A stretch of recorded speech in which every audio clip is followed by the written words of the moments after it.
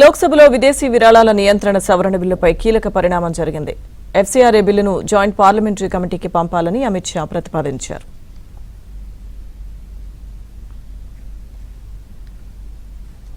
లోక్సభలో విదేశీ విరాళాల నియంత్రణ సవరణ బిల్లుపై కీలక పరిణామం జరిగింది. ఎఫ్సీఆర్ఏ బిల్లును జాయింట్ పార్లమెంటరీ కమిటీకి పంపాలని అమిత్ షా ప్రతిపాదించారు. పూర్తి సమాచారం మా ఢిల్లీ బ్యూరో చీఫ్ కృష్ణ అందిస్తారు. కృష్ణ, ఎఫ్సీఆర్ఏ బిల్లు పైన కేంద్ర ప్రభుత్వం కీలక నిర్ణయం తీసుకుంది. ఎఫ్సీఆర్ఏ బిల్లును ఈ రోజు లోక్సభలో ప్రవేశపెట్టి దాన్ని వెంటనే జాయింట్ పార్లమెంటరీ కమిటీకి పంపాలని కూడా నిర్ణయం తీసుకుంది. ఈ బిల్లును సమగ్ర పరిశీలన కోసం ఈ పార్లమెంటరీ ఉమ్మడి కమిటీకి కేంద్ర ప్రభుత్వం పంపుతుంది.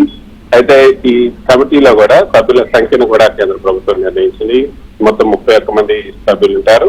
లోక్సభ స్పీకర్ నామినేట్ చేసే 21 మంది సభ్యులు, అదేవిధంగా రాజ్యసభ చైర్మన్ నామినేట్ చేసే 10 మంది సభ్యులు ఇందులో భాగస్వాములు అవుతారు.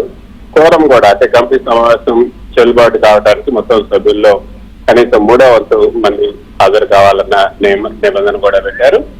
నివేదిక అంటే కమిటీ పరిశీలన పూర్తి చేసి 2026 ఏదైతే రాబోయే శీతాకాల సమావేశాలు అక్టోబర్ నవంబర్లో జరగబోతున్నాయో ఆ శీతాకాల సమావేశాల మొదటి వారంలో చివరి రోజు నాటికి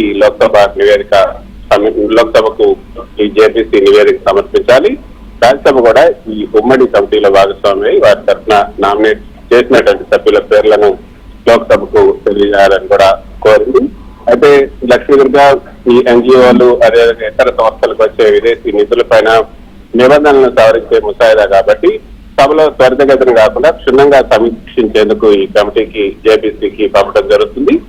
లోక్సభ 21 మంది, రాజ్యసభ 10 ఈ రెండింటికి ప్రాతినిధ్యం కల్పించడం ద్వారా విభిన్న రాజకీయ పక్షాల అదేవిధంగా నిపుణుల అభిప్రాయాలను కూడా పరిగణలోకి తీసుకోబోతున్నారు.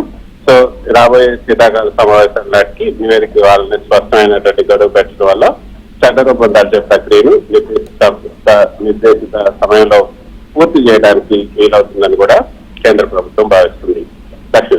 Thank you Krishna.